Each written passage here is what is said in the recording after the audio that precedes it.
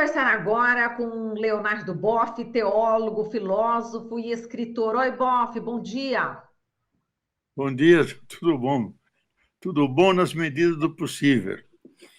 Exatamente, Boff. A gente teve aí o prazer de recebê-lo esta semana para falar da morte do bispo Dom Pedro Casaldáliga, que a gente conversou, inclusive, sobre a trajetória desse espanhol, né, que escolheu as terras brasileiras para dedicar sua vida aos pobres. E foi assim até na hora da morte. Ele pediu para que, quando morresse, fosse enterrado no cemitério dos Carajás e dos Peões, em São Félix do Araguaia, no Mato Grosso. E como você disse, Dom Pedro Casaldáliga era maior que a Igreja Católica, é uma estrela que brilha e vai brilhar, e sempre e nos deixou aí o ensinamento da esperança. Como é que o legado de Dom Pedro Casaldáliga pode nos auxiliar a sair dessa crise política, sanitária e econômica que vive o Brasil, Boff? Eu acho que o grande legado dele é cumprir a missão de todo bispo, de todo padre, é de estar ligado ao destino do povo, caminhar com o povo. No caso dele, ele acompanhava os peões, os indígenas que eram expulsos de suas terras pelo avanço do latifúndio, e ele o fazia de forma contundente, no sentido, primeiro, apelando para a justiça, e foi um mestre na sua denúncia, e, ao mesmo tempo, dando o exemplo de extrema pobreza, vivendo praticamente numa casinha de madeira, com os poucos tijolos, sem ter nada, sem possuir nada, sem querer nada, sem poder nenhum, sem nada, e a serviço do povo. Então, ele recupera a dimensão pastoral e profética que a igreja sempre deve ter junto ao povo. Não só tem uma missão religiosa de animar a vida espiritual das pessoas, mas salvar vidas, porque o ser humano é uma unidade. E ele se empenhou em salvar especialmente a vida dos Carajá, que tinham decidido morrer, porque eram perseguidos pelos chavantes que os matavam, e eles eram poucos, e ele trouxe as irmãzinhas de Jesus, que se inseriram dentro dos Carajá, e hoje é um povo grande, com mais de 150 pessoas. Então, salvou biologicamente, fez as pazes com os chavantes, de tal maneira que puderam casar entre si, e hoje é uma grande unidade, Chavantes e Tapirapé, e com um crescimento muito grande. Então, ele foi um pastor que acompanhou o seu povo, foi um profeta que denunciou, e denunciou de uma forma contundente, onde ele diz: onde vocês dizem lei, dizem norma, dizem justiça, eu digo Deus. Onde vocês dizem Deus, eu digo justiça, liberdade e amor, porque esse é o verdadeiro nome de Deus. E, ao mesmo tempo, era um grande poeta, poeta na grande tradição dos místicos espanhóis, como São João da Cruz, Santa Teresa, e há poemas dele que têm a mesma altura de inspiração, de poesia, e isso era da natureza dele. E, além disso, de pastor, poeta e profeta, ele era alguém que deu um exemplo à igreja toda de extrema pobreza e de seguir o evangelho estritamente e viver aquilo que o Papa Francisco pede, que o bispo e o padre devem ter cheiro de ovelha. Ele tinha cheiro de ovelha.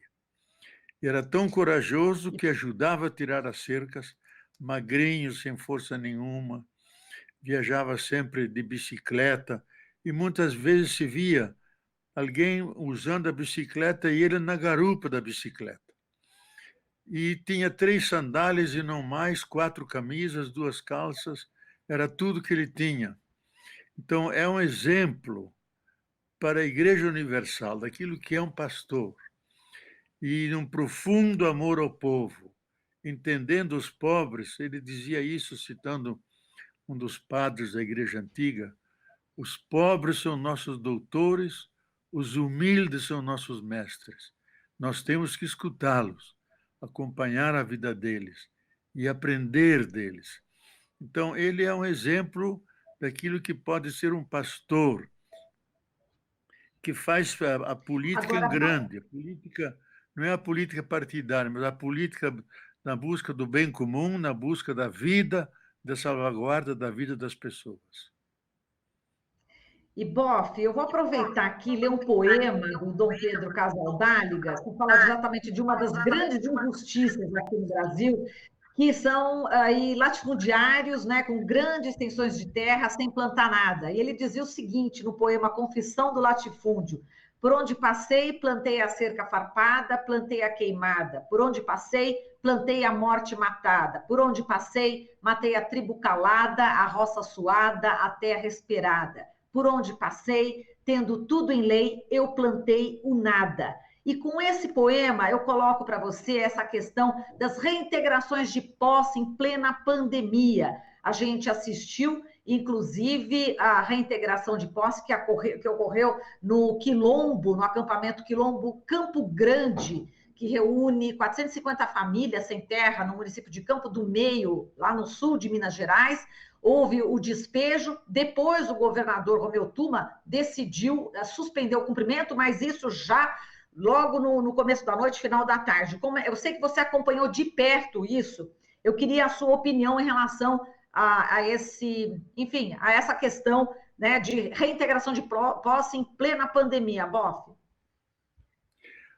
Olha, se trata de uma fazenda que tinha sido abandonada, uma produtora de cana, e estavam as máquinas, tudo abandonado, e a empresa devia 400 milhões de reais à União.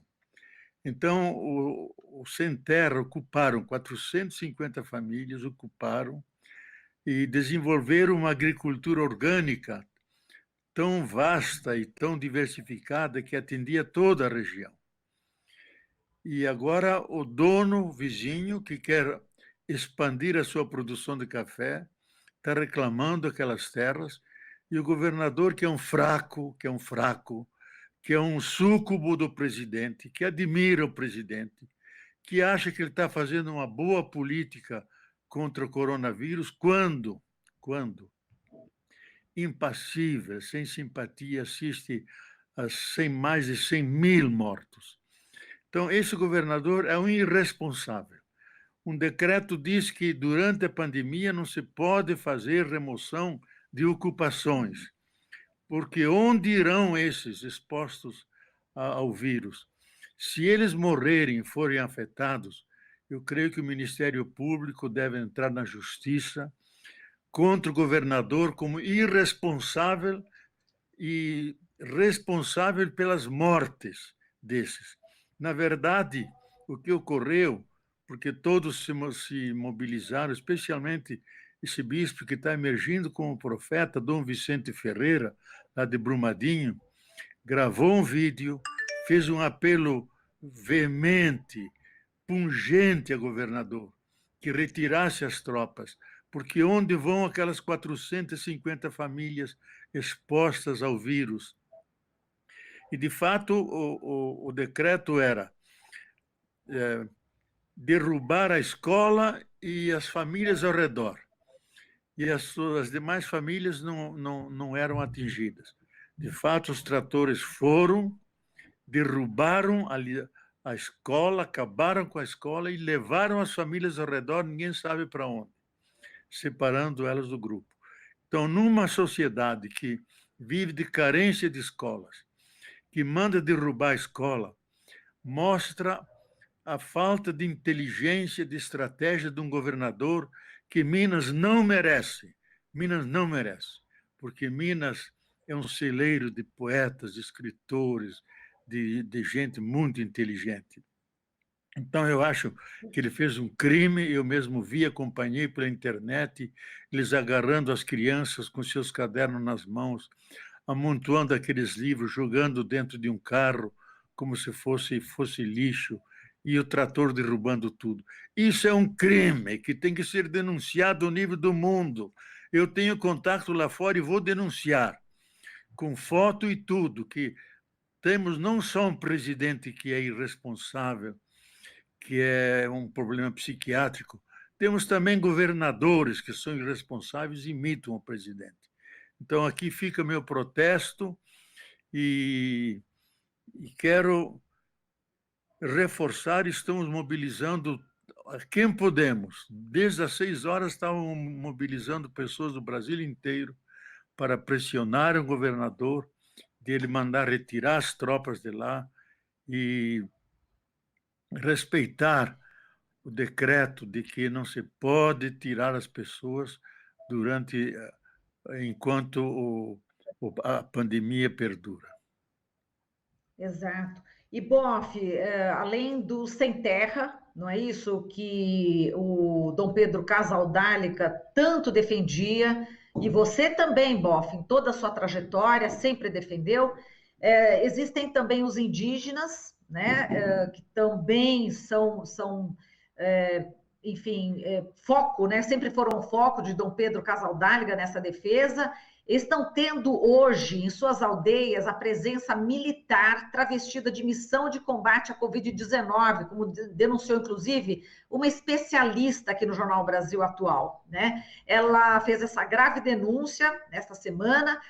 O povo Chavante, por exemplo, recusou a presença militar, já que os indígenas não foram ouvidos e há ações que eles não concordam, e um procurador da República, do Ministério Público Federal do Mato Grosso, fez um documento para as lideranças indígenas assinarem para que se responsabilizassem sobre eventuais mortes por Covid-19 na aldeia. A gente ouviu um jurista e ele disse que isso não cabe, é inconstitucional. E isso está ocorrendo exatamente na terra indígena Amarai Uatzedé, do povo Chavante, que o Dom Pedro Casaldáliga se aliou, apoiou a retomada da sua terra, ele foi ameaçado de morte por causa disso. O Supremo Tribunal Federal determinou essa retomada no final de 2012, e em respeito até aos Chavante, eu lembro que o Dom Pedro Casaldáliga nunca celebrou uma missa nesse território indígena Amarai Uatzedé, em respeito, não é? Eu queria que você falasse sobre essa ameaça de militarização nas aldeias do Brasil,